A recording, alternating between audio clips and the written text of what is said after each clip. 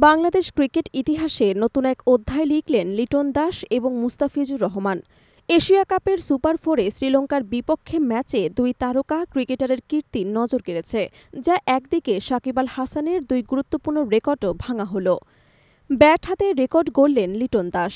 আন্তর্জাতিক টি-20তে বাংলাদেশের সর্বোচ্চ রানের মালিকের তালিকায় দীর্ঘদিন শীর্ষে ছিলেন সাকিব আল হাসান, যার সংগ্রহ ছিল ২৫৫১ রান। এই রেকর্ড ভাঙার জন্য লিটনের দরকার ছিল মাত্র ১৯ রান। ইনিংসের শুরু থেকে আক্রমণাত্মক খেলায় লিটন ১৬ বলে ২৩ রান করে সাকিবকে ছাড়িয়ে যান এবং ১১৪তম ম্যাচে এই মাইলফলক গড়েন। উল্লেখযোগ্য যে সাকিবের এই কীর্তি গড়তে লেগেছিল ১২৯টি ম্যাচ। ওপেনার হিসেবে শুরু হলেও বর্তমানে লিটন ৩ নম্বরে ব্যাট করেছেন। তিনি ইতোমধ্যেই বাংলাদেশের হয়ে ১৫টি অর্ধশতক এবং সর্বাধিক ছক্কা মারার কীর্তিও করেছেন। সুপার ফোরে এই পারফরম্যান্সে লিটন দেখালেন কেবল নিজের দক্ষতা নয়, দলের ইনিংসে তার গুরুত্ব কতটুকু।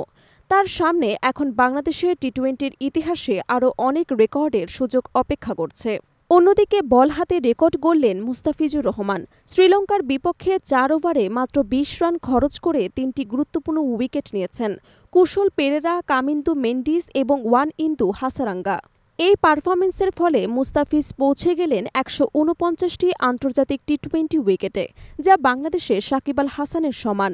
সাকিব এই মাইলফলক অর্জন করতে ১২৯টি ম্যাচ খেলেছিলেন, কিন্তু মুস্তাফিজ তা মাত্র ১১৭ ম্যাচেই করতে সক্ষম হয়েছেন।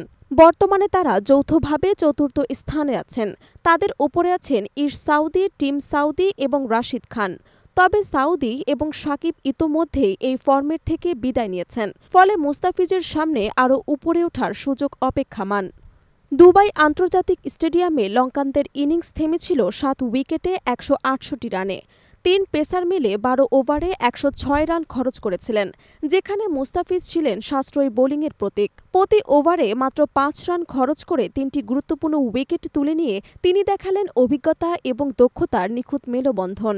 এই ম্যাচেই বাংলাদেশের ক্রিকেটে নতুন ইতিহাস সৃষ্টি হল। লিটন দাস ব্যাট হাতে, মুস্তাফিজুর রহমান বল হাতে নতুন রেকর্ড গড়লেন।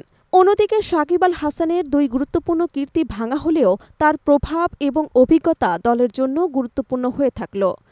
এই রেকর্ড গড়া খেলা যেন একবার আবার প্রমাণ করল যে বাংলাদেশের ক্রিকেট ধারাবাহিকভাবে এগিয়ে চলেছে এবং নতুন তারকারা আগের রেকর্ডকে ছাড়িয়ে নতুন মাইলফলক স্থাপন করছে।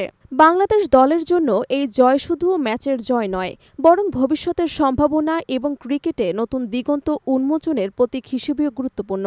লিটন এবং মুস্তাফিজের রেকর্ড শুধু ব্যক্তিগত অর্জন নয়, দলের শক্তি এবং দেশের ক্রিকেটের ধারাবাহিক উন্নয়নের প্রমাণ।